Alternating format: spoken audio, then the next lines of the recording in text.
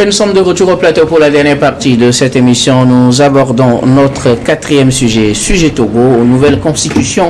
L'opposition finira par mieux comprendre. C'est des propos du ministre Gilbert Bahara, le ministre de la fonction publique, du travail et du dialogue social, a accordé une interview à Jeune Afrique dans laquelle il revient sur la situation politique au Togo, marquée surtout par cette 5e République instituée par le changement de la constitution et qui suscite aussi beaucoup de débats et des positions des uns et des autres, surtout des acteurs de la société civile et des acteurs politiques et ceux de la société civile. Le ministre de la fonction publique estime que l'opposition finira par mieux comprendre. Il estime aussi que les conditions dans lesquelles cette constitution a été modifiée étaient adaptées à la situation que vivait le Togo, et que si on voulait rester dans la logique des partis d'opposition, par exemple ceux qui ont décidé de ne pas se faire représenter à l'Assemblée nationale malgré leur élection, il y aura peut-être des insuffisances et des incohérences avec le temps. Nous en parlons avec nos invités. Je voudrais bien commencer par vous, Samirou Rossama. Pour le ministre Gilbert Bahara, l'opposition finira par mieux comprendre la nouvelle constitution. Je pense fondamentalement que cette intervention du ministre Gilbert Bahara est une continuité donc de l'approche du parti au pouvoir. Vous savez que la majorité des députés à l'époque étaient du parti au pouvoir, véritablement. Donc ils avaient la possibilité d'introduire un certain nombre de réformes dans plusieurs secteurs, notamment sur le champ politique. Et c'est ce qu'on appelle en politique de l'opportunité. C'est l'opportunisme, véritablement. Ils ont saisi cette opportunité légale que la loi leur donne véritablement, parce qu'en réalité, la procédure qui a été suivie pour opérer la réforme constitutionnelle, elle est effectivement décrite par la Constitution, donc qui régit les différents pouvoirs de notre pays. Donc sur le plan légal, sur le plan de légitimité, je pense que les deux éléments sont réunis. Légalité parce que la réforme a respecté toute la procédure adéquate. Légitimité parce qu'en réalité, ceux qui ont opéré cette réforme-là sont issus donc du vote véritablement. Donc les députés ont été élus par le peuple véritablement. Donc les deux éléments là confortent véritablement la position du ministre Bahara, qui dit qu'en réalité les règles ont été respectées, ou la réforme a été opérée dans le respect strict donc des règles véritablement. Alors quand vous parlez de légitimité et de légalité, on sait, comme vous l'avez dit, que on a suivi les procédures, mais pour certains acteurs de l'opposition, ces députés étaient en fin de mandat depuis 2023 et donc n'étaient pas habilités à apporter une telle modification à la Constitution. Est-ce qu'en réalité, à un moment donné, l'opposition est-elle devenue le juge constitutionnel? Si vous me répondez à cette question, je dirais qu'ils ont raison véritablement. Ça n'empêche pas l'opposition de... Parce qu'en réalité, les positions de l'opposition ou des acteurs politiques restent leur position, restent leur avis, restent leur opinion. Oui, donc cela ne reflète pas le caractère d'un acte juridique. Cela ne reflète pas le caractère d'un avis juridique. La seule institution habilitée à donner des avis sur une telle réforme, sur un acte ou une loi, c'est la Cour constitutionnelle véritablement. Donc en réalité, l'opposition togolaise est dans son rôle. La classe politique tout entière est dans son rôle véritablement. Les acteurs de la société civile sont également dans leur rôle. Je vais vous donner un exemple pour que vous compreniez davantage. Regardez un peu à travers le monde les réformes qui ont été opérées, même en France, même aux États-Unis, ont été des réformes controversées. Cela n'a pas eu une certaine unanimité autour de cela. Et vous avez vu, puisque nous sommes en démocratie, ça veut dire que c'est la majorité qui l'emporte. Les gens peuvent ne pas être d'accord avec ce que tel ou tel a décidé de faire à un moment donné de l'histoire de notre pays. Le deuxième exemple que je vais vous donner, parce que puisque dans l'interview, le ministre Bahara a évoqué, l'aspect des FDR et de l'ANC. Nous y reviendrons tout à l'heure. Oui, non, je ne veux pas aller dans ce sens-là. C'est toujours dans le développement de mon idée. Est-ce que vous vous rappelez bien dans quelles conditions ces deux personnalités politiques de notre pays ont créé leur parti? Parce qu'à un moment donné, Maître Dodji Apevo n'était pas d'accord avec ce qui avait été décidé par le bureau exécutif donc du CAR. Et donc, la majorité du CAR avait décidé de donner une autre direction au parti. Maître Abevon disait qu'il n'était pas d'accord. Peut-être un certain nombre de militants également. Donc, la majorité l'a remporté. Et qu'est-ce qu'il allait faire? Qu'est-ce qu'il devait faire? Puisqu'il était en minorité, il a décidé de sortir et d'aller créer son parti politique. Quelqu'un lui a reproché de quoi que ce soit. Le deuxième élément, M. Jean-Pierre Fabre, puisque c'est de lui qu'il s'agit, il faisait partie de l'UFC à l'époque. À l'époque, l'UFC, le bureau avait décidé de donner une autre direction au parti politique. M. Jean-Pierre Fabre, un certain de ses amis n'était pas d'accord avec la direction que prenait l'UFC. Mais comme la majorité décide et que la majorité l'emporte sur la minorité, ils ont décidé d'aller créer leur parti, qui est devenu l'ANC. Est-ce qu'à un moment donné, M. Jean-Pierre Fabre a été inquiété? Parce qu'en réalité, il est libre de prononcer, d'exprimer ses opinions par rapport à un certain nombre de choses. C'est en miniature ce que je voulais dire. C'est-à-dire que quand on reporte ça à l'échelle nationale, on peut ne pas avoir la minorité. Et cela ne devait pas scandaliser qui que ce soit. On peut ne pas avoir la majorité. Et cela ne devrait pas scandaliser qui que ce soit. Moi, je l'ai dit. Et ça reste mon avis. Si les gens ne sont pas d'accord, qu'ils expriment leurs opinions. Si les gens ne sont pas d'accord, qu'ils manifestent. Si les gens ne sont pas d'accord. Mais que des gens tiennent des propos et qui mettent en mal la cohésion nationale, qui mettent en mal le vivre ensemble. Et ça, les Togolais ne vont pas permettre cela. Les Togolais ne permettront pas que, lorsque nous ne sommes pas d'accord avec ce qui se fait, dans le respect des règles des règles que nous nous sommes dotés véritablement, que des gens puissent tenir des propos qui puissent mettre à mal notre vivre commun, ou qui puissent mettre à mal le fonctionnement de nos institutions. Le fait de dire, non, je vais vous donner un exemple de propos. Non, je vais vous donner un exemple de propos. Non, je suis dans le cadre de la Constitution, véritablement. On va rester dans le cadre du sujet abordé par le ministre. S'il vous plaît, Samir. Je reviendrai à vous tout à l'heure pour qu'on aborde un autre aspect de la question.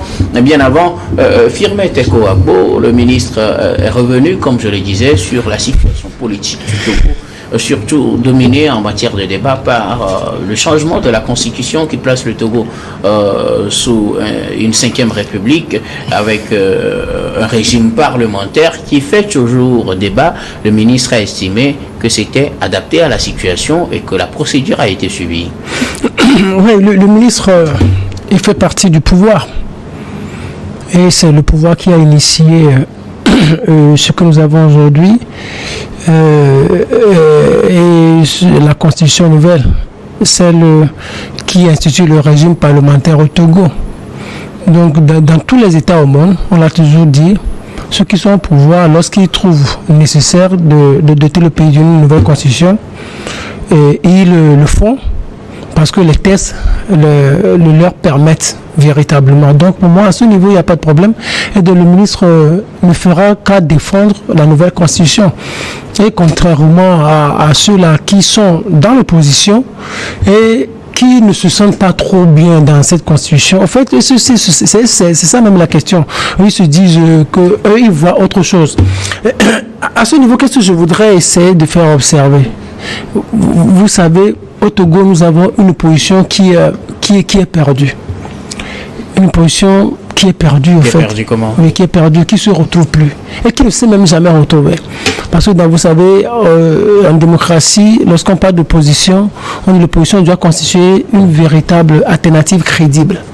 En parlant d'alternative crédible, ça veut dire que ceux-là qui sont au pouvoir, vous pourrez leur succéder lorsqu'ils quitteront le pouvoir. Ça veut dire, sur tous les plans, dans tous les domaines, vous avez des propositions que vous pourrez implémenter lorsque vous serez au pouvoir. C'est comme la Grande-Bretagne, vous avez un gouvernement et à l'opposé, vous avez le shadow cabinet. C'est une opposition qui est une alternative crédible. Ça veut dire, à tout moment, le gouvernement peut partir lors d'une élection et le shadow cabinet vient le succéder valablement et peut conduire et peut diriger les affaires du pays. Mais ici au Togo, il est difficile depuis des années d'avoir une opposition qui constitue une véritable alternative crédible. Donc il n'y a pas de proposition, c'est-à-dire... C'est selon votre lecture. Oui, c'est selon ma lecture. Donc l'opposition n'a pas de boulot, en fait. L'opposition n'a pas de boulot. Donc quand il y a un petit sujet comme ça qui tombe, l'opposition s'y agrippe. Vous pensez que changer la constitution d'un pays, le placer sous une nouvelle république, c'est un petit sujet? Oui, oui. c'est ça, regardez. Vous, est-ce que vous savez pas trop minimiser cette affaire? Non, ce n'est même pas une question. Le débat même n'est pas là.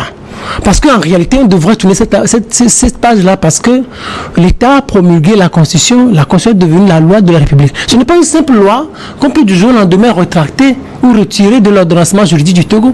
C'est la Constitution du pays. Les Allemands parlent de loi fondamentale. La loi fondamentale du pays. Donc, on ne peut pas du jour au lendemain, le président de la République ne peut pas promulguer une telle loi fondamentale et du jour au lendemain, lui dire de retirer. En France, par exemple, il y a des lois qui ont été retirées, au Togo peut-être des lois qui ont été retirées, mais quand on parle de la Constitution, c'est vraiment fort en fait. Donc, l'opposition, moi je me dis, lorsque un petit sujet tombe comme ça, l'opposition s'y agrippe et se dit oui, parce que si l'opposition laisse ça maintenant, elle n'a plus de sujets sur lesquels critiquer le pouvoir, contester ceux-là qui gouvernent. C'est cela, d'ailleurs. Donc, c'est des choses que nous avons vécues. C'est comme par exemple, il y avait une loi, ici on dit les députés exclus de l'Assemblée nationale à l'époque, là, lorsqu'il y avait eu ce sujet-là, dont les gens ont marché parce que c'était de leur intérêt. Mais regardez aujourd'hui, nous avons assez de défis à relever dans ce pays. Ceux-là qui sont au pouvoir font ce qu'ils peuvent faire. Nous essayons de les critiquer, nous essayons aussi de leur jeter des fleurs par rapport à un certain nombre de choses bien réalisées. Mais l'opposition, est-ce que vous voyez l'opposition, par exemple, prendre un domaine, transport, c'est sur ce domaine-là, le pouvoir, nous critiquons. Agriculture.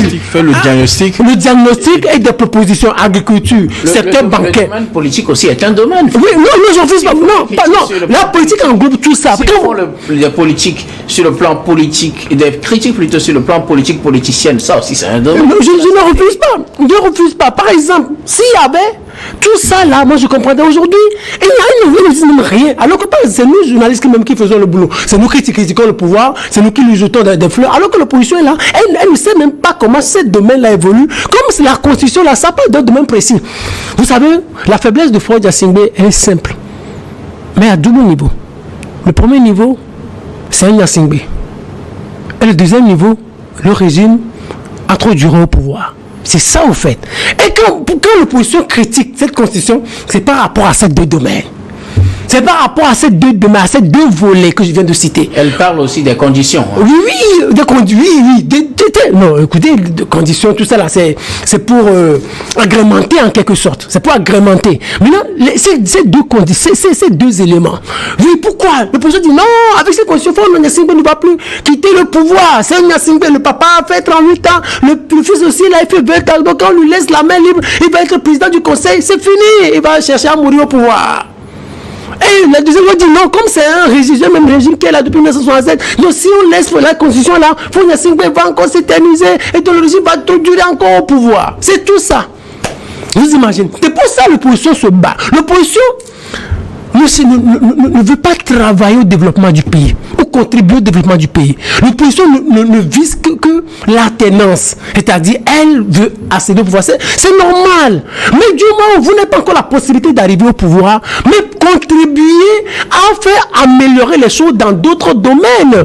On va pas, il ne faut pas attendre qu'on arrive au pouvoir avant qu'on arrive à proposer des choses intéressantes à ceux qui sont là. La meilleure des choses aujourd'hui, comment je demanderais, mais c'est que l'opposition oublie cette constitution-là. La constitution est devenue déjà la loi de la République. Elle l'a régie, cette constitution l'a régie. Vous imaginez, la fois dernière, lorsqu'on a nommé le chef d'état-major général, on a dit, vu la constitution du 6 mai 2024, le chef d'état-major, par exemple, général, il est là pour nous, il est là pour tout le monde. Donc la constitution est en train de nous régir. Elle commence par régir notre vie. Aujourd'hui, nous sommes régis et par la constitution de la 4e République, puisque nous sommes en pleine transition, et par la constitution de la 5e République. Donc ce qui se passe, c'est aussi normal au niveau de l'opposition, mais c'est une certaine faiblesse. Au niveau de l'opposition, il faut que l'opposition sorte de cela là. Ça ne va pas aboutir, ça ne va pas donner grand chose. Il faut qu'on pense au développement du pays. Ne pensez pas, regardez, vous voulez devenir président, on ne refuse pas. Le pays aujourd'hui est en train d'aller à un autre régime. La France était dans le régime parlementaire. Un général est arrivé au pouvoir et dit je ne veux plus de ce régime parlementaire. Moi j'opte le régime semi-présidentiel. Il y a certains Français qui l'ont critiqué, mais on est passé à un régime présidentielle qui est là depuis 1958. Et quand les chefs d'État qui arrivent ne trouvent pas convenance au régime, il faut modifier la constitution. Et puis c'est fini. Ils ont modifié à plus de 20 fois, à plus de 25 fois. La vie continue en France. C'est la démocratie. Les idées ne sont pas obligées de suivre les mêmes idées. C'est normal qu'on critique la constitution. Mais il faut que ces critiques-là soient pragmatiques et qu'elles nous aident à rehausser le niveau de notre développement. Aujourd'hui, moi, je ne pense pas que l'opposition fasse tout ça là, parce qu'elle veuille un certain développement du peuple togolais, ou elle souhaite un certain développement, ou un certain épanouissement du peuple togolais. C'est pour sa poche politique. Merci beaucoup à vous, Firmin. Il faut rappeler aussi que comme je le disais, dans cette interview plutôt, le ministre est revenu sur plusieurs aspects, on ne va pas les aborder tous, mais il trouve aussi dans la logique de l'opposition certaines choses qui pourraient se retourner contre elle, comme par exemple le fait de décider de ne pas siéger au Parlement, puisqu'il s'agira d'une institution de la Ve République, ou une institution qui va mettre effectivement en œuvre cette Ve République, et certains députés ou 2 députés des 5 de l'opposition ont décidé de ne pas siéger.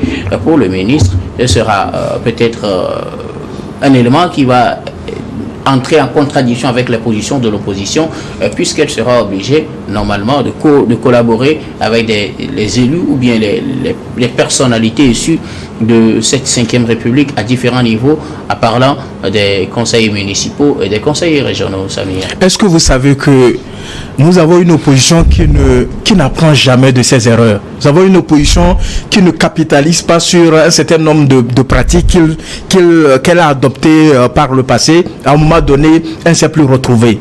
Vous vous rappelez bien le boycott qui a eu lieu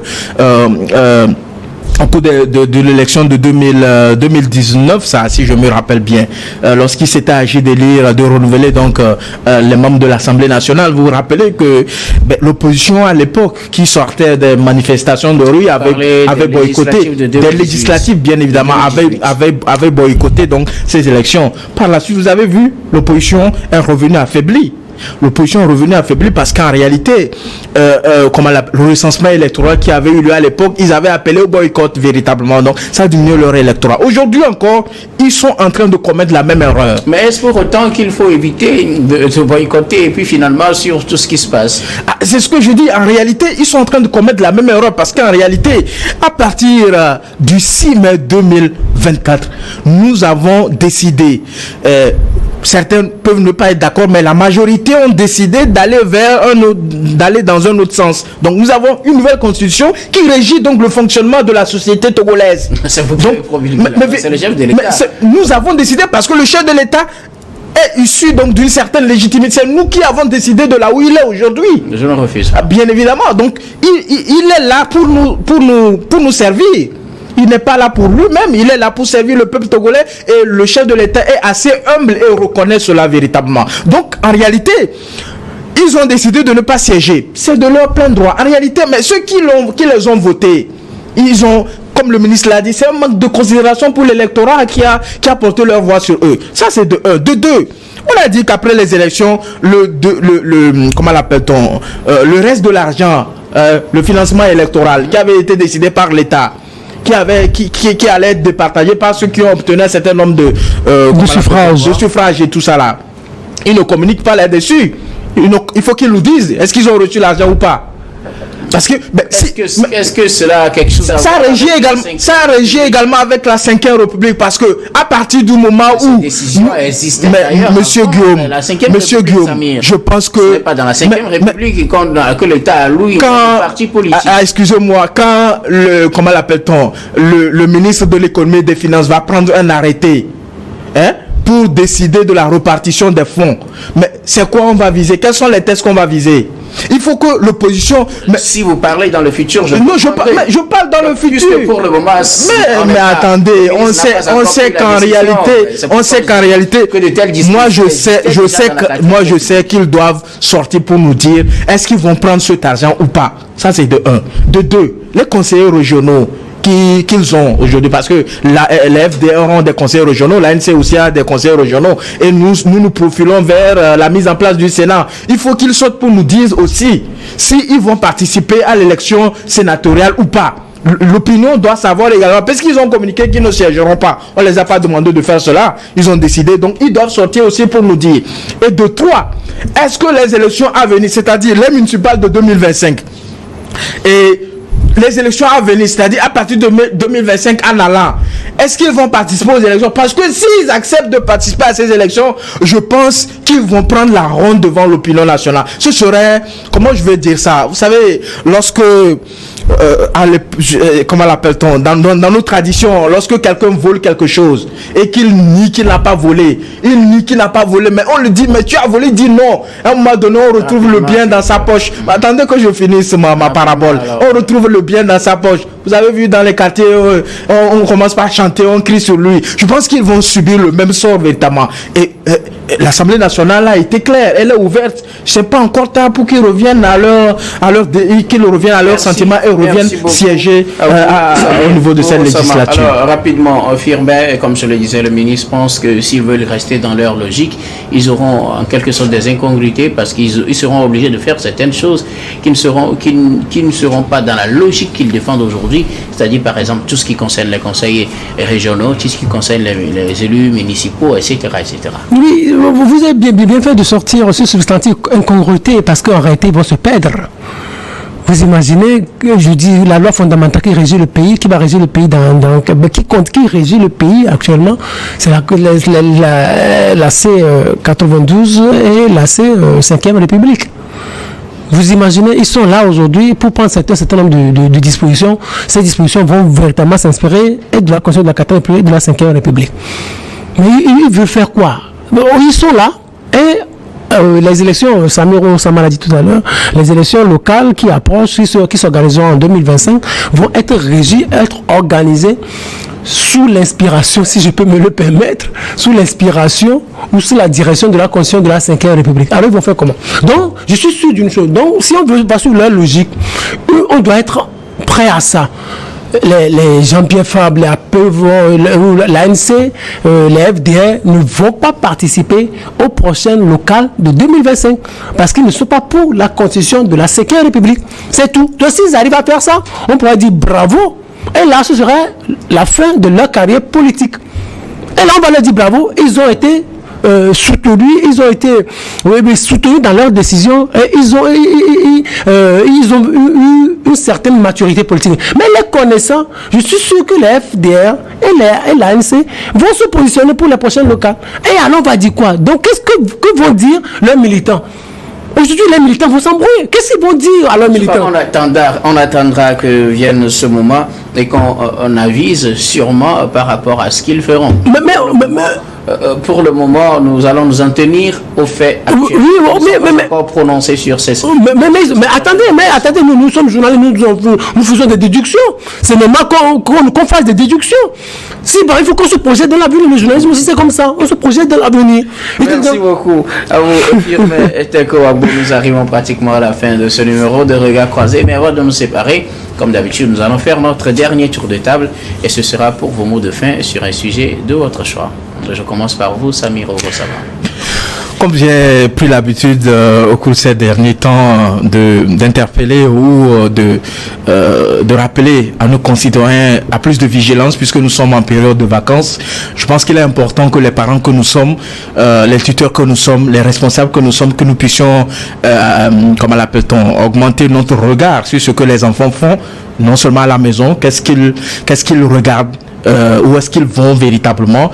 Il faut qu'on s'assure que les enfants mettent à profit leurs différentes vacances. Il y a des activités lucratives et puis des activités pédagogiques véritablement qui sont organisées au cours de ces vacances. Pourquoi pas envoyer son enfant pour qu'il ne perde pas véritablement la main, comme on le dit toujours, et aussi veiller à ce que nos enfants puissent bien se comporter sur les réseaux sociaux, notamment les filles, qu'elles adoptent un comportement responsable véritablement, un comportement qui leur préservent d'un certain nombre de pratiques et qui compromettent leur avenir, notamment les questions de grossesse précoce qui gangrènent donc l'éducation de la jeune fille au niveau de notre système éducatif, et aussi redoubler d'efforts parce que les résultats que nous avons eus à la fin de cette année ne sont pas véritablement satisfaisants, et que tous les acteurs du système éducatif, notamment les gouvernants, le personnel encadrant, les parents, doivent se remettre en question pour que l'année scolaire qui s'annonce véritablement, l'année 2025-2026, puisse